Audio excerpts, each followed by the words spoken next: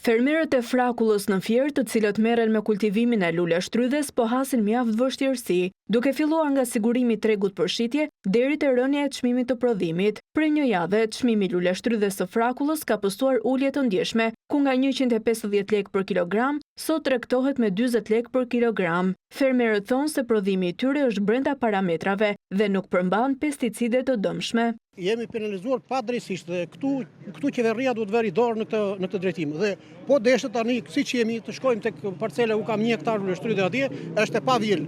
Të marrin të bëjnë analizat dhe ajo lule shtrydhe del pa mbetje. Pikat e grumbullimit janë stop data, s'kam ku çojnë. Kam 1 hektar sera të vit të marri kampion të lule shtrydhe. Nëse ajo del me mbetje, ja unë i pari do vetë mbull. Për shkak të ngërçit në treg, fermerët thonë se lule shtrydhet po kalbe në sera dhe se do të detyrohen të hedhin të gjithë prodhimin në lum. Në lumit vjosa shedhur lule shtrydhe.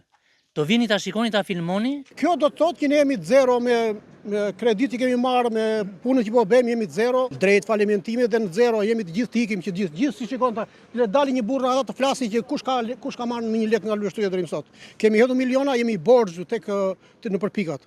Fermerët pohojnë se ky është viti më i vështirë për kultivuesit e lule shtrydhes dhe të gjendur në prag të falimentit, ata kërkojnë ndihmën e institucioneve shtetërore. Kjo është lule shtrydhe.